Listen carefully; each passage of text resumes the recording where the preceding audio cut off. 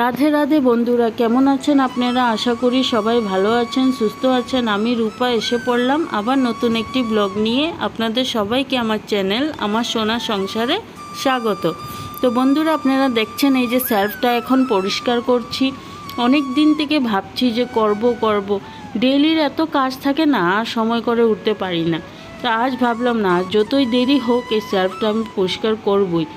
আসলে আমি জন্মাষ্টমীর সময় সব কিছুই পরিষ্কার করি, কিন্তু এইবার এই সেলফটা আর কম্পিউটার টেবিলটা দুটো জিনিস পরিষ্কার করা হয়নি।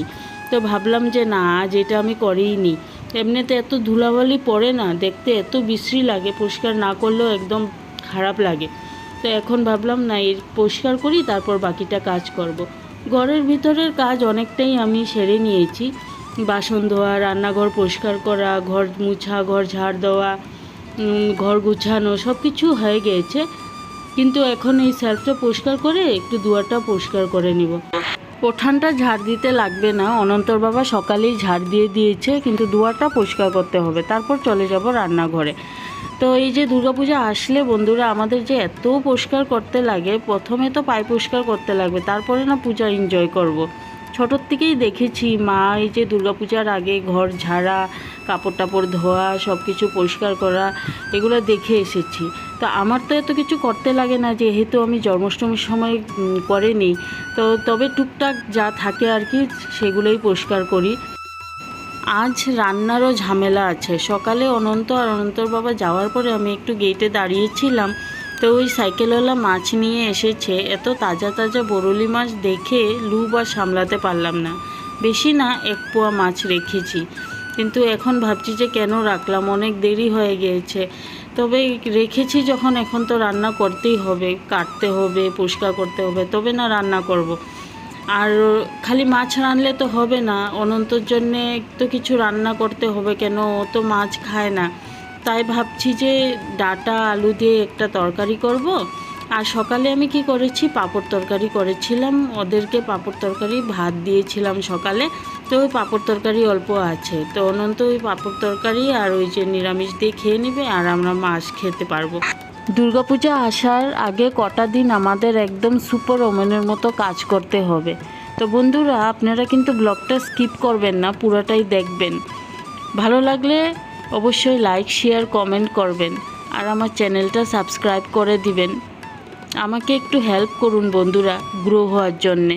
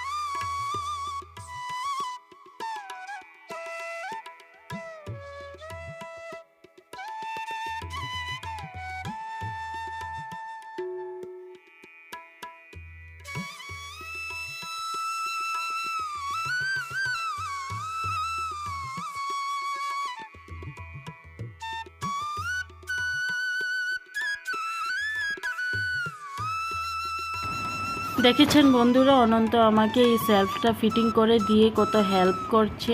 আর অনন্তর বাবা ঠাকুর সাবা দিচ্ছে। আসলে কি হয়েছে, আজ দুপুরে অনেক কাজ করেছিলাম তো অনেক টায়ার্ড হয়ে গিয়েছিলাম, তাই সন্ধ্যাবাতির পরে একটু রেস্ট করেছি। অনন্তর বাবা দোকান থেকে আসার পরে একটু চা খেলাম। তো ওই যে আমি বলতেছিলাম অনেক টায়ার্ড ফিলিং হচ্ছে, তো অনন্তর বাবা বলছে যে চিন্তা করবে না, আমি ঠাকুর সাবা দিয়ে দেবো। অনন্ত বলছে যে মা আমিও তোমার হেল্প করব। তো ও ছোটো বাচ্চা আর কি হেল্প করবে, তাই ওকে বলেছি যে তুমি এক কাজ করো, সেলফটা ফিটিং করে দাও। তো এইভাবে কেউ মাঝে মাঝে একটু হেল্প করে দিলে কি হয়, আমরা যে কাজ করি না, এত কাজ করলেও গায়ে লাগে না আর কি। তো এখন আমি গিয়ে ভাত বসাবো। দুপুরের সব তরকারিই আছে, শুধু ভাতটাই বানাবো। তবে এই ব্লগটা এখানেই শেষ করছি। সবাই ভালো থাকুন, সুস্থ থাকুন।